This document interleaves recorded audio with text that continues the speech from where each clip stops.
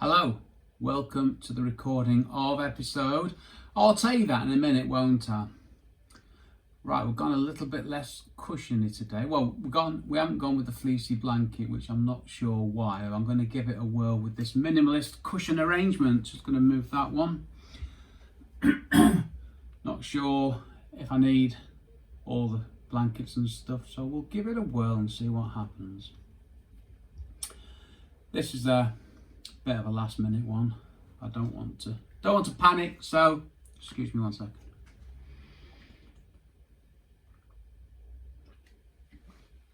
Sorry, I forgot to say, hope you're well. Welcome to this video of me recording a podcast. I know, I've got a new watch, look at that. There you go. So I can tell the time, which helps. Let's just do things. Right, I've got my levels sorted. My headphones aren't right. They're going to fall off my buns. A few changes. This should be a 12-minuter. How's the sound looking? Looking good. Well, I would say looking good for sound, wouldn't I? Because I am that stupid. Right, let's do this. My angle's a bit jaunty on my monitor. It's a bit confusing for me. I need to be square on. Sorry, I never said I was on. We all have our foibles, and these are mine, right?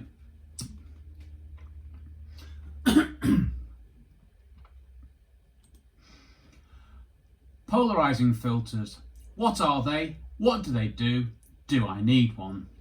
Hi and welcome to episode 135 of the Photography Explained podcast.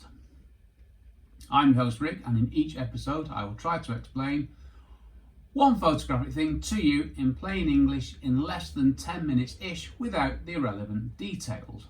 What I tell you is based on my lifetime of photographic experience and not Google. Okay, there was some Googling in this episode, a couple of things I didn't know and couldn't answer, and well, Google still didn't help me on one of them.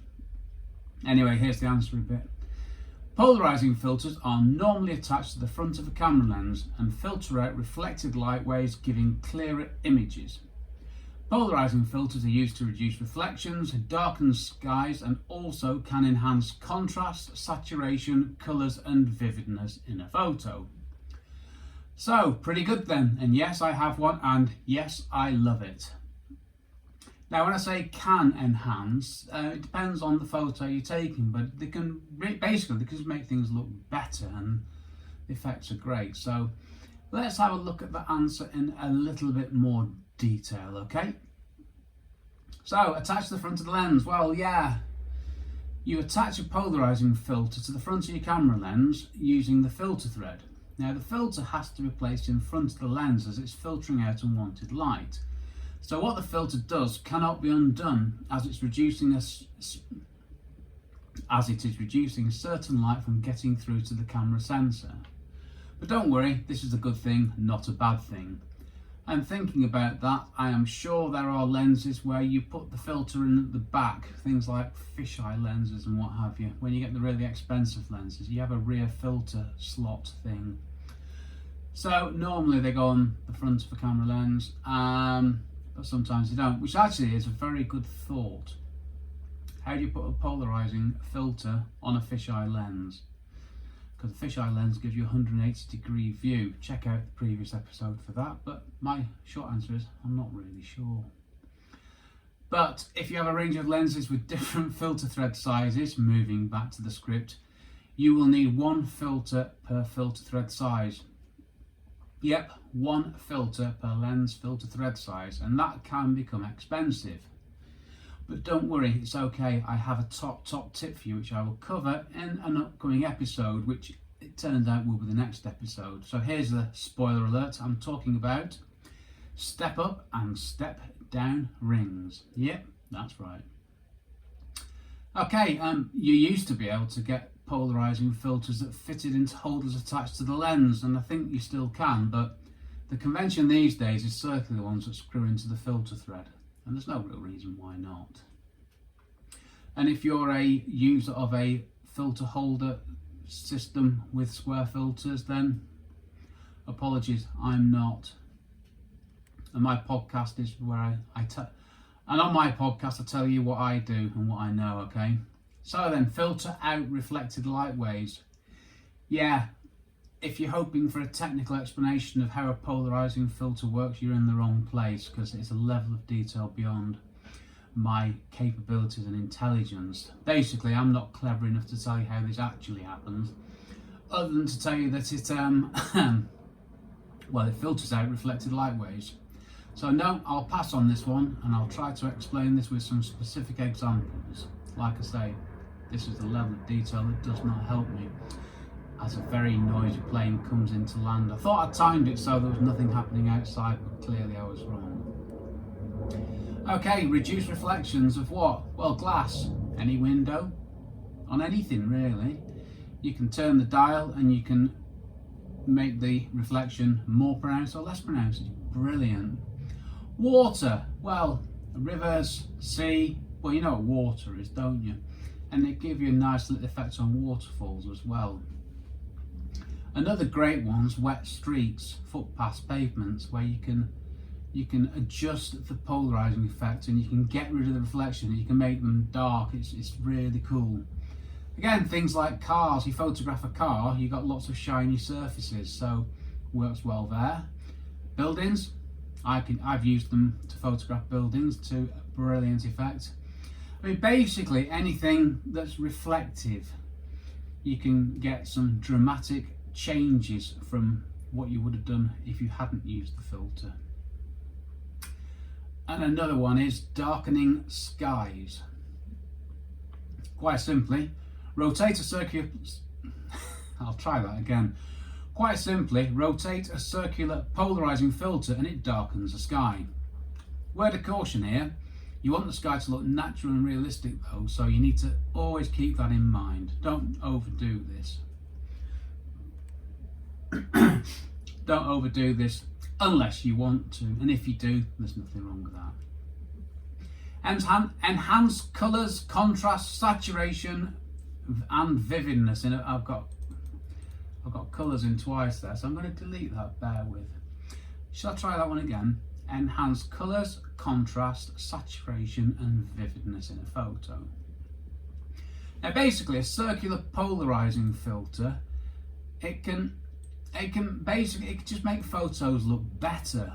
It especially enhances natural colours in landscapes, making foliage and the like more vibrant. It's really interesting things that it can do. So types of polarizing filters. Well, there are linear and circular polarizing filters. I use circular polarizing filters, and it was only when I was researching this episode and I did a little bit of a delve into Google, I found a linear polarizing filters. Now, I've never used a linear circular. I can't say that. I can't even say it. That's how little I know about linear polarizing filters. Good, we got there in the end. I've never used one and I've never owned one. I use circular polarizing filters. Let's move on before I get myself into trouble. Quick note here on Photoshop. Can you create the effect of a polarizing filter in Photoshop? I think the short answer is yes, but I couldn't and I don't. I prefer to do this in camera. But yes, you can. I don't know if it's to the same, I don't know if you can exactly replicate in Photoshop taking a photo. Just started cutting the grass next door now. Every time I try and change the time that I record my podcast, the gardeners next door obviously find out about this and turn up and start cutting the grass. I've got to have the window open because it's baking here. So yeah. So you probably can create the effect in Photoshop, but it's not something that I can tell you how to do or want to do myself. Are there any downsides? Well, like all things, some people like the effects, some people do not. There is no right, there is no wrong. It's up to you, and you can use them all the time if you want, and that could be your thing. Like I say, up to you. But you need to be aware that if you're taking a set of images that need to look like a consistent set of images, you need to be able to get consistent results. Now, we're talking about filtering out reflected directional light here. So this is going to vary from location to location depending on your orientation to the light and the subject matter. So you have to adjust you have to rotate to get a consistent look, and it's one of those things that sometimes it's more trouble than it's worth, but just something for you to bear in mind.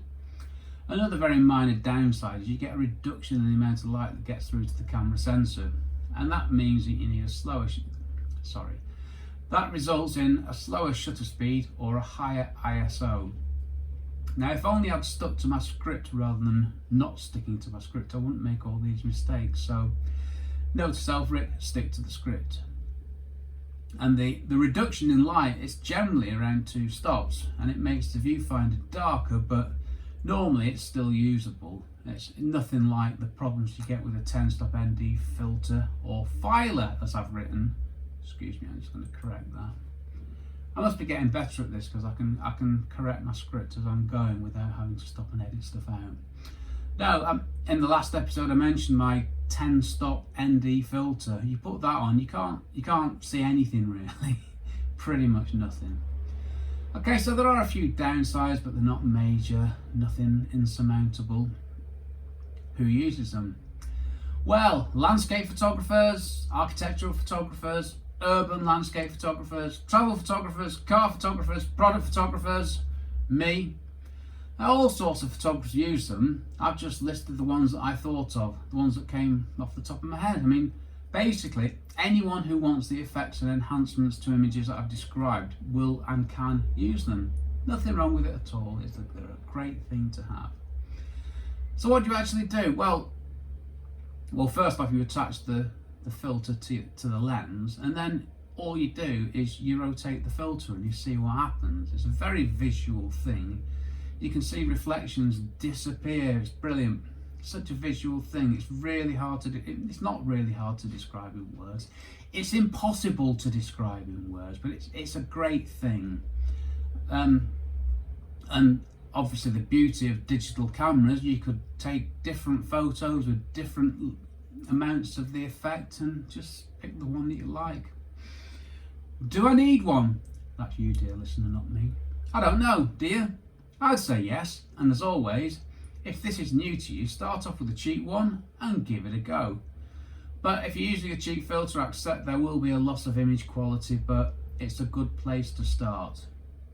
You'll be able to learn if it's for you or not, but you need to be honest here. Will it really help you with your photography? Is it giving you something extra that you want? I think they're dead handy and I'd recommend them to anybody, but start with a cheap one, see how you get on.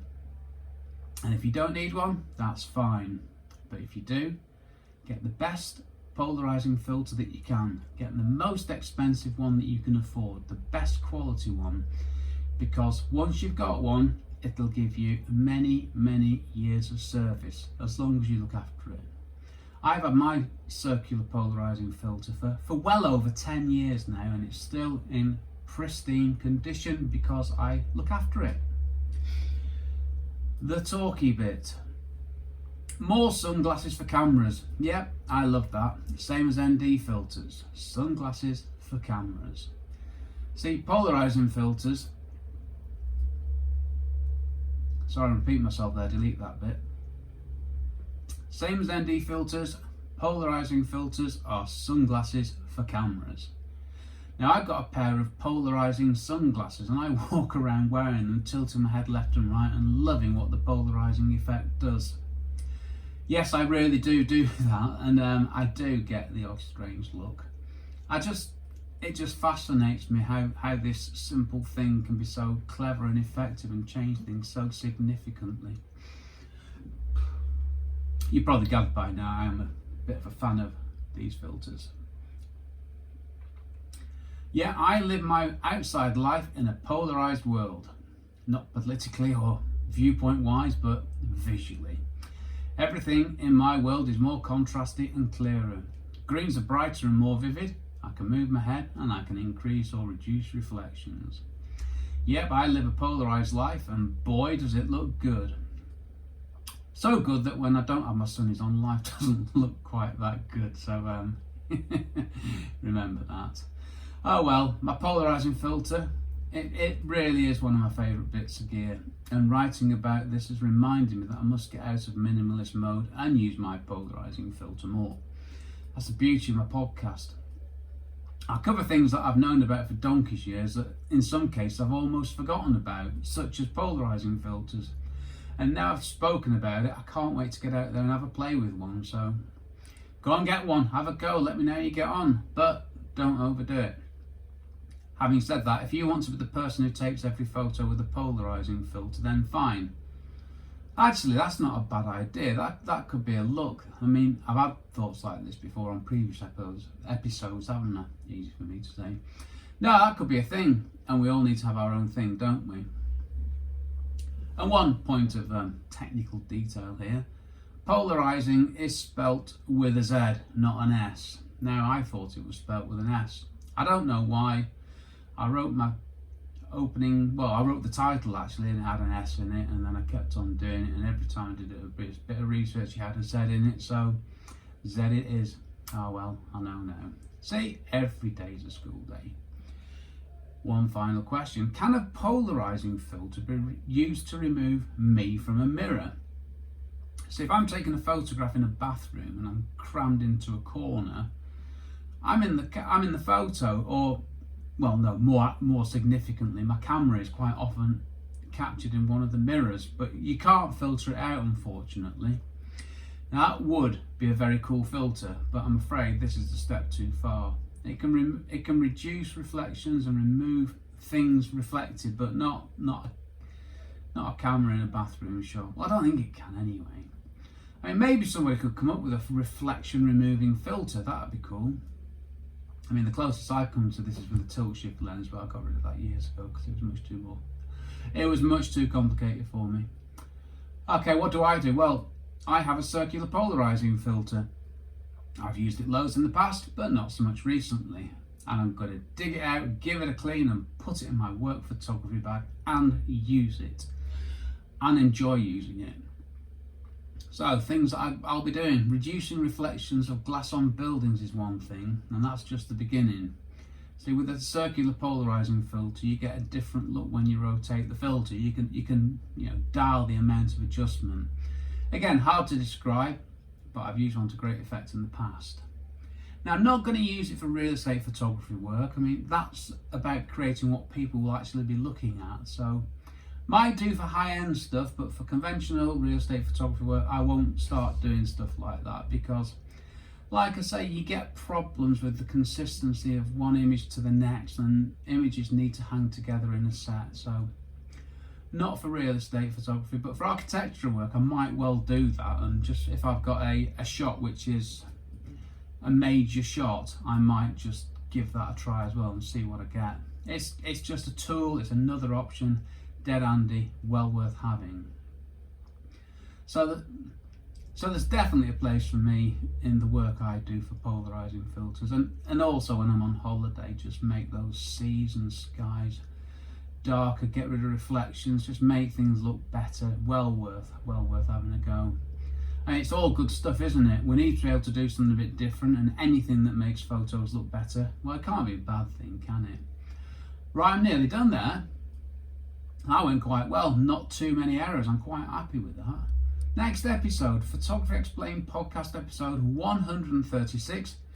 How many types of filters are there in photography? Now, I want to wrap up my quick dive into filters in the next episode before moving on to something completely new, which I'm rather excited about.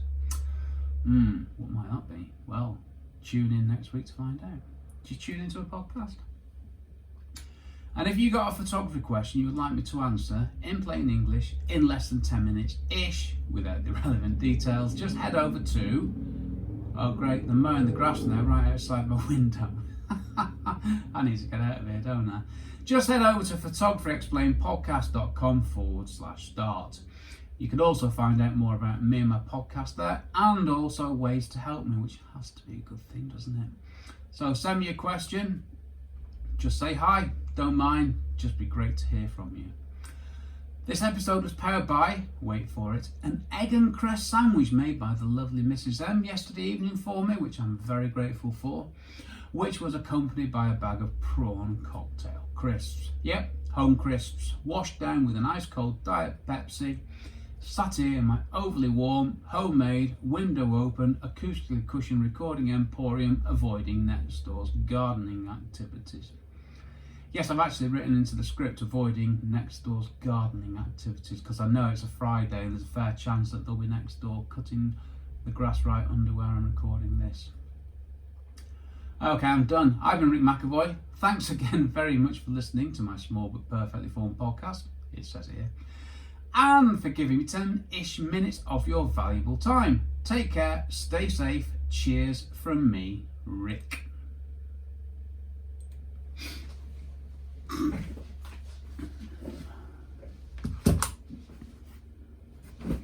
And this is the point where I forget to record, press stop on the recording, and it runs on indefinitely.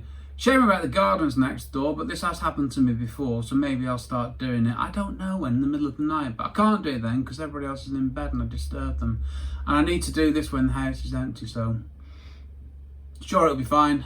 Thanks for watching. I'm only saying that because if you heard me say that, then you're still watching. Wherever you're watching this from, I'll find a place to put it at some point. Cheers from me, Rick.